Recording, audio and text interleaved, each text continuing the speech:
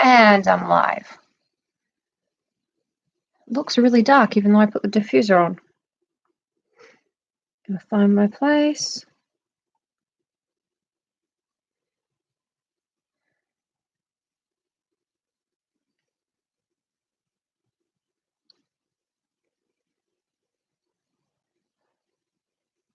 What's up? I went live. I went live early. Oh my god, as soon as people join the chat, I start to get sniffly. I don't know what it is. Gesundheit to me. Ugh. Maybe this is like a new form of stage fright. Sup, John? Check it out. My hair. So beautiful. Hey, Danny! I like a demented Cleopatra. I like it. It's just, I get sniffly when people join the chat. Like, not before that. Being on camera is not the problem. I think my body's just trying to be allergic to, like, being on camera. It is. Thank you. I'm very pleased. Yeah, it's pretty close to the natural color now. And they match the fringe exactly, the clip-in fringe. So, pretty happy about that. Ooh. What are you gonna do some baking, or? I don't know what the or would be. I guess making Play-Doh.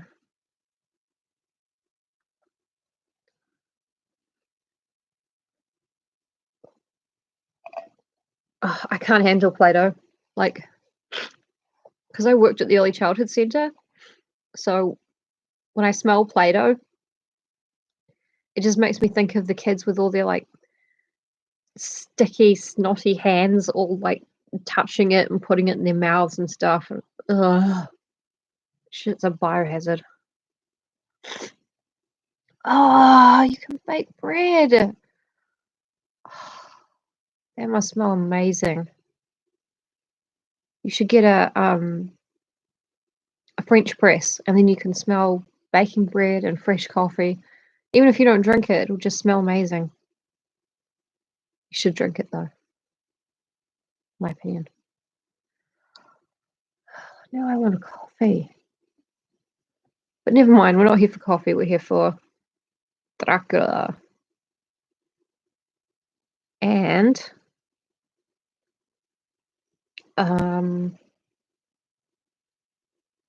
oh yeah, and we ended on a coffee. Yeah, but it smells really good cooking though, doesn't it? Does it smell good if you don't like the taste?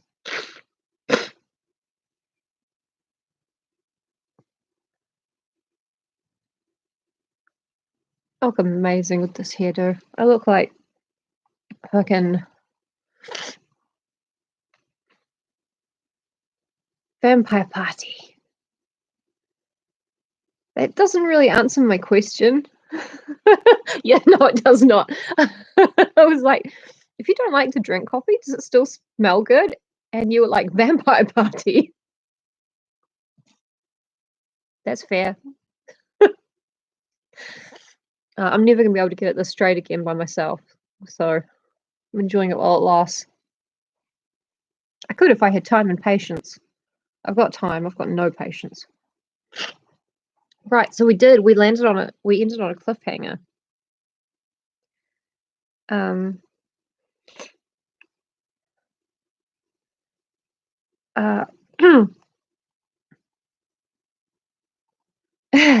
No, I really liked it as a reply.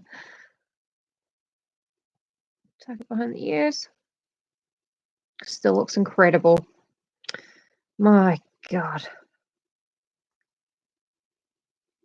That's the amazing thing about hormones, is that, you know, half of the time, well, not half the time, part of the time, you just look at yourself and you're like, incredible. And then the other half, you're like, oh, that's the trash lady from Labyrinth, but, you know, if she had depression. So, okay, anyway, recap. Gotta do the recap.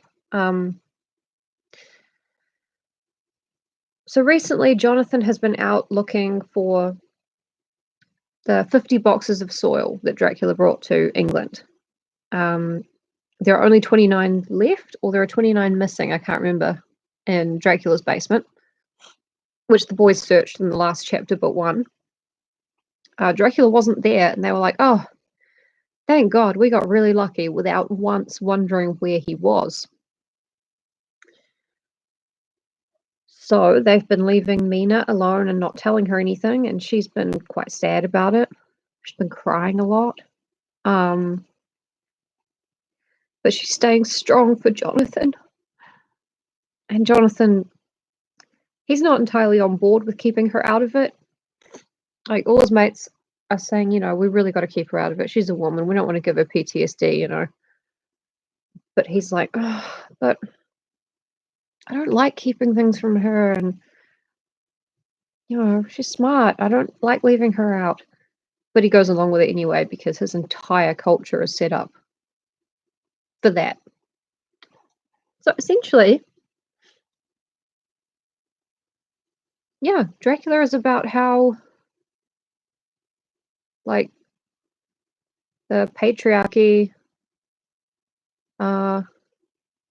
can't understand cleverness in a woman and fuck themselves. Pretty good.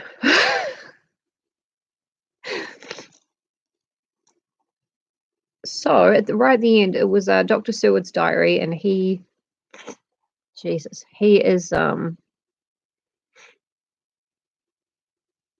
we're not going to scream at Dr. Seward in this chat because we've all already done it. We've had a great time. It's the best. So the last one was his, and Renfield has been acting curiously. Oh, no, he hasn't actually. He hasn't. Renfield has been acting in a curious and bizarre way if you think he is an animal without speech. And if you think of him as a human being with a mind, it's not working the way yours does. It's a little bit more Dracula-fied, but he does have consciousness. Then what he's doing is not strange at all. But Dr. Seward isn't that kind of doctor. He's not that Patch Adams type who listens to patients. Oh no. So this is later on the night of the 2nd of October. Oh, and Jonathan has found some of the Count's boxes of soil scattered around London. He's found out where they are, but they can't just break in at the moment. The night of the 2nd of October. Renfield's very quiet, but is he? That wild yell seemed to come from his room. I'm just going to text Evelyn real quick, because if she's not here, then she won't like missing the beginning.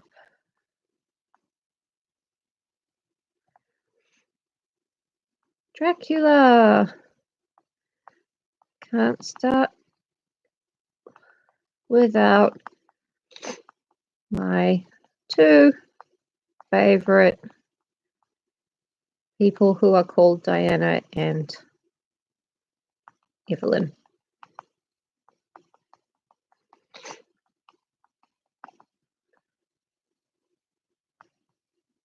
Well, my 2 favorite living people who are called Diana and Evelyn. Obviously, there's Princess Di, and then there's Diana the Huntress.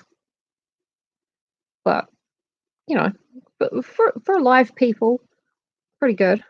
I don't even know what I'm saying. I'm so fucking tired, man. Right, okay. I've sent her a text, and how have your weeks been? No, your weeks? I did my second one yesterday. How has everyone's day been? Yeah, I know. I know you did. That's why I said it. I just wanted to make you like a little bit jealous. Just a little bit. Anyway, I'm planning something for you. Can't tell you what it is, but I am planning something. And it's not a vaccine that will turn me homosexual, because the laws of this country just don't allow anybody to try and make a vaccine against anything in their own private kitchen. I mean, yeah, there are a couple of explosions and shit, and maybe some certain fumes. Maybe mixing bleach and ammonia wasn't the best idea. I'm learning every time, is what I'm saying. But yeah, no, I'm sorry. If there's going to be a vaccine for heterosexuality, it won't come from me. Oh, and one other interesting fact. Got 3 people in the chat. I don't know who the third person is, but yeah, abortion legalized in New Zealand, which we all assumed it was already, but it wasn't. I'm sorry, Danny. I've been trying. I've been drinking plant-based milk.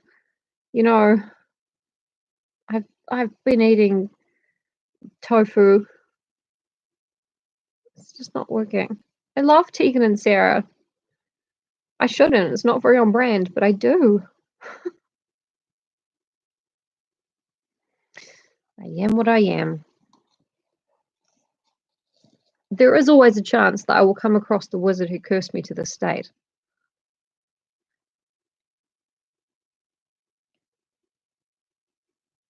I just give an evil glare to every old man I see. Were you the wizard? Was it you? She's not replying to my text, so... Oh, is that you, Evelyn? We might be ready. Oh, 4th person's gone again. But yeah, abortion has been made legal. And now in the future, if we have one, I'll be able to tell my cyber grandchildren, well, you know, in my day it was illegal. I'm not really. Well, no, actually, that is very bigoted of me, because I assumed that female and non-binary wizards would never curse somebody to heterosexuality. I completely erased the incredibly evil female and non-binary wizards. I'm very sorry. I am learning all the time, and I will strive to be better in future. But like in a real sense, not in a Logan Paul sense.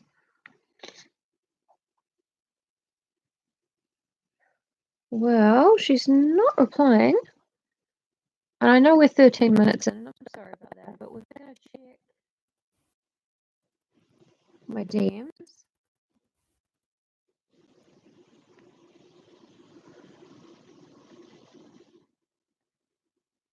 Nope. Nothing in there. Okay. Well, I did what I could. We'll see her when we see her. Okay. This little AliExpress light is not very good. I need a... The warehouse used to sell little spotlights like that big, and they were about $10, and I kept meaning to get one and never did. But then I would need a little stool to put the spotlight on, and doesn't matter. This is good for right now. I think if I had really good lighting set up and a background and everything, you guys would probably expect me to edit out all the sniffling. That ain't happening. Unless I hire someone to do it. I could pay them in cat fur. That's not going to work. Okay, right. right at the very end of chapter 20, he is now seemingly quiet for a spell, says Jack Seward. Is he? That wild yell seemed to come from his room, ... The ...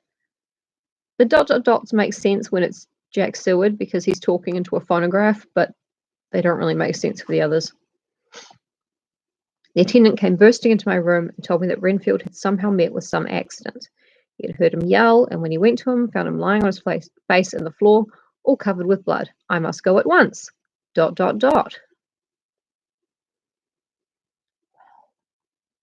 Well. Chapter 21. And we're starting 15 minutes in this time instead of 10. That's fine. I'm not going anywhere. Chapter 21, Dr. Seward's Diary. 3rd of October. Let me put down with exactness all that happened, as well as I can remember it, since last I made an entry. Not a detail that I can recall must be forgotten. In all calmness, I must proceed. When I came to Renfield's room, I found him lying on the floor on his left side in a glittering pool of blood. When I went to move him, it became at once apparent that he had received some terrible injuries. There seemed none of that unity of purpose between the parts of the body which marks even lethargic sanity. As the face was exposed, I could see that it was horribly bruised, as though it had been beaten against the floor. Indeed, it was from the face wounds that the pool of blood originated. The attendant who was kneeling beside the body said to me as we turned him over, "Pretty weird, but that was just how they talked in those days."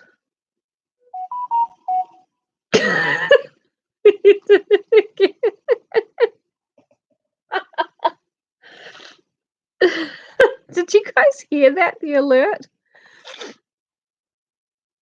Oh, good.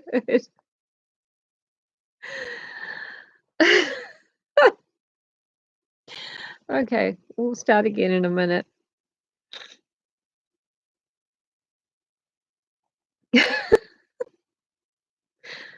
I'm just imagining the attendant turning to Dr. Seward going da da da da da.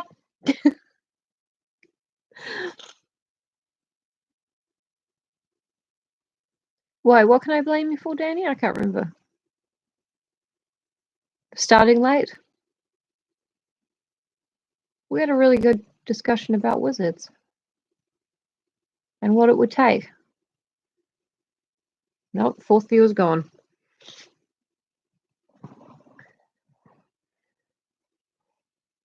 You three just happy to chat until Evelyn gets on? Oh, no, I don't want to call her. Stop it. Stop it.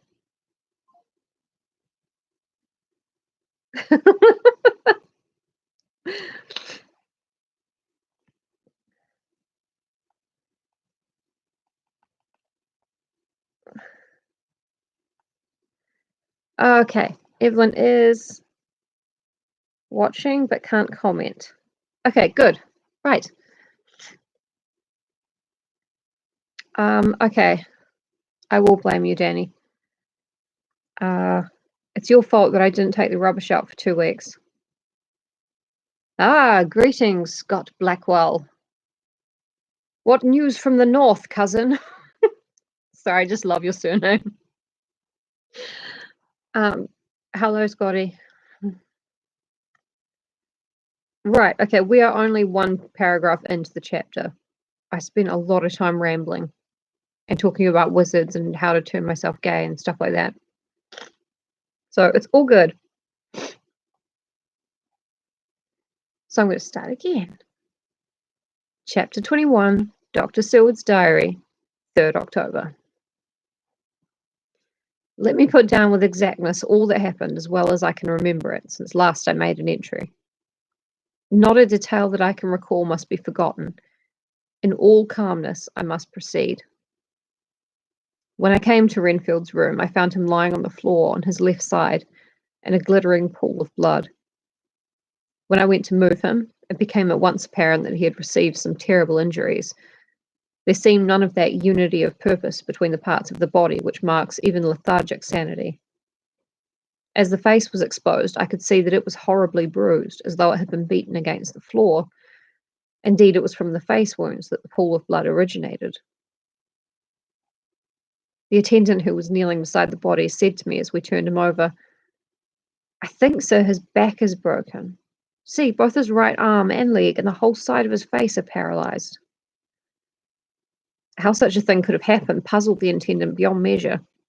He seemed quite bewildered, and his brows were gathered in as he said, "I can't understand the two things."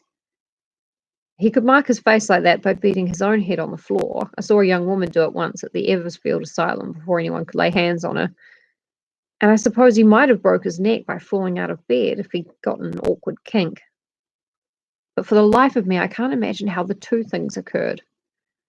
If his back was broke, he couldn't beat his head, and if his face was like that before the fall out of the bed, there would be marks of it. I said to him, "Go to Dr. Van Helsing and ask him to kindly come here at once. I want him without an instant's delay." The man ran off, and within a few minutes the professor, in his dressing gown and slippers, appeared. When he saw Renfield on the ground, he looked keenly at him a moment, and then turned to me. I think he recognized my thought in his eyes. He said very quietly, manifestly for the ears of the attendant, "Ah, a sad accident. He will need very careful watching and much attention. I shall stay with you myself, but I shall first dress myself. If you will remain, I shall in a few moments join you." The patient was now breathing stertorously, and it was easy to see that he had suffered some terrible injury. Van Helsing returned with extraordinary celerity, bearing with him a surgical case. He had evidently been thinking and had his mind made up, for almost before he looked at the patient, he whispered to me, "Send the attendant away. We must be alone with him when he becomes conscious, after the operation." So I said, "I think that will do now, Simmons. We have done all that we can at present. You had better go your round, and Dr. Van Helsing will operate. Let me know instantly if there be anything unusual anywhere." The man withdrew, and we went into a strict examination of the patient. The wounds of the face were superficial. The real injury was a depressed fracture of the skull extending right up through the motor area. The professor thought a moment and said, "We must reduce the pressure and get back to normal conditions as far as can be. The rapidity of the suffusion shows the terrible nature of his injury.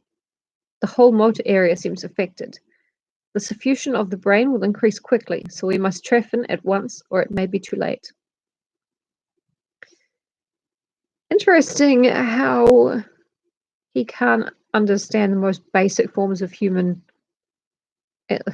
speech, of English, but he's got all this at his fingertips. I hate him.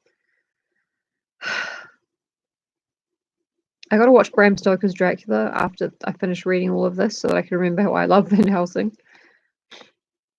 That vision, anyway. As he was speaking, there was a soft tapping at the door. I went over and opened it and found in the corridor without Arthur and Quincy in pajamas and slippers. The former spoke. "I heard your man call up Dr. Van Helsing and tell him of an accident. So I woke Quincy, or rather called for him as he was not asleep. Things are moving too quickly and too strangely for sound sleep for any of us these times. I've been thinking that tomorrow night we'll not see things as they have been. We'll have to look back and forward a little more than we have done. May we come in?" I nodded, and I held the door open until they had entered, and then I closed it again. When Quincy saw the attitude and state of the patient and noted the horrible pool on the floor, he said softly, "My God, what has happened to him? Poor, poor devil." I told him briefly and added that we expected that he would recover consciousness after the operation, for a short time, at all events. He went at once and sat down on the edge of the bed with Godalming beside him. We all watched in patience. Now, I don't know if Quincy Morris is in league with Dracula, but I do know that Arthur Holmwood has found love again. after Lucy. This is just fact. Like, I don't care what Bram Stoker intended. I don't care what the book says. I don't care about anything.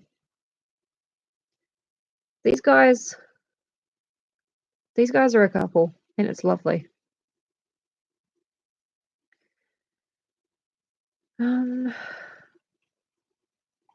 We all watched in patience. We shall wait, said Van Helsing, just long enough to fix the best spot for trepanning. I keep wanting to say trepanning. So that we may most quickly and perfectly remove the blood clot, for it is evident that the hemorrhage is increasing. The minutes during which we waited passed with fearful slowness. I had a horrible sinking in my heart, and from Van Helsing's face I gathered that he felt some fear or apprehension as to what was to come. I dreaded the words that Renfield might speak. I was positively afraid to think, but the conviction of what was coming was on me, as I have read of men who have heard of the death watch. The poor man's breathing came in uncertain gasps. Each second he seemed as though he would open his eyes and speak, but then would follow a prolonged, stertorous breath, and he would relapse into a more fixed insensibility. Inured as I was to sick beds and death, this suspense grew and grew upon me. I could almost hear the beating of my own heart, and the blood surging through my temples sounded like blows from a hammer. The silence finally became agonizing. I looked at my companions, one after another, and saw from their flushed faces and damp brows that they were enduring equal torture. There was a nervous suspense over us all, as though overhead some dread bell would peal out powerfully when we should least expect it.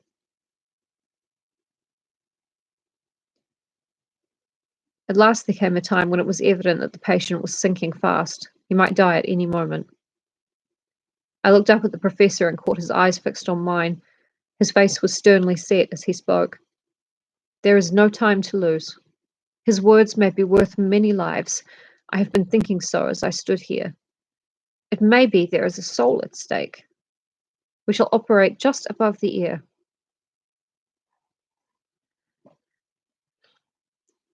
I don't know if trephining and trepanning are the same thing, but I'm just going to say trepanning because it's more easier for me to say.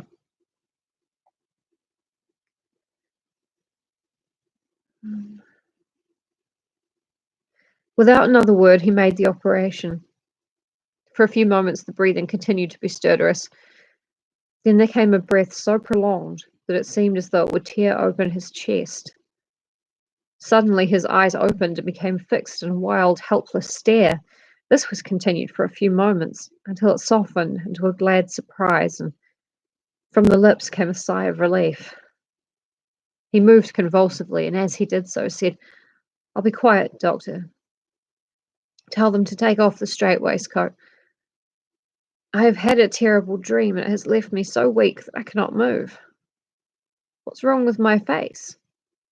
It feels all swollen, and it smarts dreadfully." He tried to turn his head, but even with the effort, his eyes seemed to grow glassy again, so I gently put it back. Then Van Helsing said in a quiet, grave tone, "Tell us your dream, Mr. Renfield." As he heard the voice, his face brightened through its mutilation, and he said, "That is Dr. Van Helsing. How good it is of you to be here. Give me some water. My lips are dry, and I shall try to tell you. I dreamt—" He stopped and seemed fainting. I called quickly to Quincy. "The brandy. It is in my study. Quick." He flew and returned with a glass, the decanter of brandy, and a carafe of water. We moistened the parched lips, and the patient quickly revived. It seemed, however, that his poor injured brain had been working in the interval, for when he was quite conscious, he looked at me piercingly, with an agonized confusion which I shall never forget, and said, "I must not deceive myself. It was no dream, but all a grim reality." Then his eyes roved round the room as they caught sight of the two figures sitting patiently on the edge of the bed. He went on, If I were not sure already, I would know from them. For an instant his eyes closed, not with pain or sleep, but voluntarily, as though he were bringing all his faculties to bear. When he opened them, he said hurriedly, and with more energy than he had yet displayed, "Quick, doctor, quick, I am dying. I feel that I have but a few minutes, and then I must go back to death, or worse. Wet my lips with brandy again. I have something that I must say before I die, or before my poor crushed brain dies anyhow. Thank you. It was that night after you left me when I implored you to let me go away. Couldn't speak then, for I felt my tongue was tied, but I was as sane then, except in that way, as I am now. I was in an agony of despair for a long time after you left me. It seemed hours. Then there came a sudden peace to me. My brain seemed to become cool again, and I realized where I was. I heard the dogs bark behind our house, but not where he was." As he spoke, Van Helsing's eyes never blinked, but his hand came out and met mine and gripped it hard. He did not, however, betray himself. He nodded slightly and said, "Go on," in a low voice. Renfield proceeded. He came up to the window in the mist, as I had seen him often before, but he was solid then, not a ghost, and his eyes were fierce like a man's when angry. He was laughing with his red mouth. The sharp white teeth glinted in the moonlight when he turned to look back over the belt of trees to where the dogs were barking. I wouldn't ask him to come in at first, though I knew he wanted to, just as he had wanted all along. Then he began promising me things, not in words, but by doing them. He was interrupted by a word from the professor. How? By making them happen, just as he used to send in the flies when the sun was shining. Great big fat ones with steel and sapphire on their wings, and big moths in the night with skull and crossbones on their backs. Van Helsing nodded to him as he whispered to me unconsciously,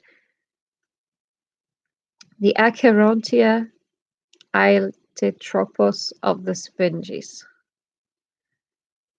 What do you call the death's head moth? Known these days as the silence of the lamb's moth. The patient went on without stopping.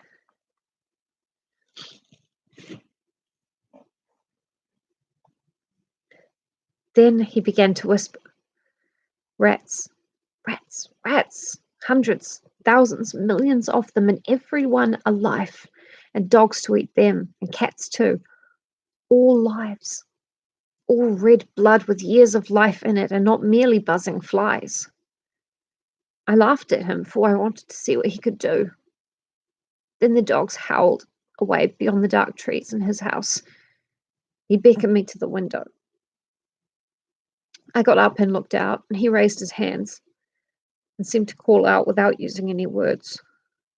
A dark mass spread over the grass, coming on like the shape of a flame or fire, and then he moved the mist to the right and left, and I could see that there were thousands of rats with their eyes blazing red, like his, only smaller. He held up his hand, and they all stopped. And I thought he seemed to be saying, "All these lives will I give you, I and many more and greater, through countless ages, if you will fall down and worship me." And then a red cloud like the colour of blood seemed to close over my eyes, and before I knew what I was doing, I found myself opening the sash and saying to him, "Come in, Lord and Master." The rats were all gone, but he slid into the room through the sash, though it was only open an inch wide, just as the moon herself has often come in through the tiniest crack and has stood before me in all her size and splendour. Someone wants to come in. "Come in, my lord and master." Florabella.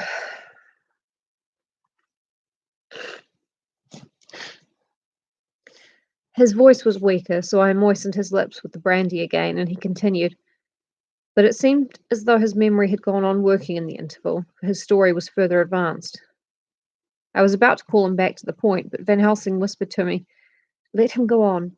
Do not interrupt him. He cannot go back and maybe could not proceed at all if once he lost the thread of his thought. He proceeded. All day I waited to hear from him, but he did not send me anything, not even a blowfly. And when the moon got up, I was pretty angry with him. When he slid in through the window, though it was shut, and did not even knock, I got mad with him. He sneered at me, and his white face looked out of the mist with his red eyes gleaming. And he went on as though he owned the whole place, and I was no one. He didn't even smell the same as he went by me. I couldn't hold him. I thought that somehow Mrs. Harker had come into the room. The two men sitting on the bed stood up and came over, standing behind him so that he could not see them, but where they could hear better. They were both silent, but the professor started and quivered. His face, however, grew grimmer and grimmer still. Renfield went on without noticing. When Mrs. Harker came in to see me this afternoon, she wasn't the same. It was like tea after the teapot has been watered. Here we all moved, but no one said a word. He went on. I didn't know that she was here till she spoke, and she didn't look the same. I don't care for the pale people. I like them with lots of blood in them, and hers had all seemed to have run out. I didn't think of it at the time, but when she went away, I began to think, and it made me mad to know that he had been taking the life out of her. I could feel that the rest quivered as I did, but we remained otherwise still. So when he came tonight, I was ready for him. I saw the mist stealing in, and I grabbed it tight. I had heard that madmen have unnatural strength, and as I knew I was a madman, at times anyhow, I resolved to use my power. Aye, and he felt it too, for he had to come out of the mist to struggle with me. I held tight, and I thought I was going to win, for I didn't mean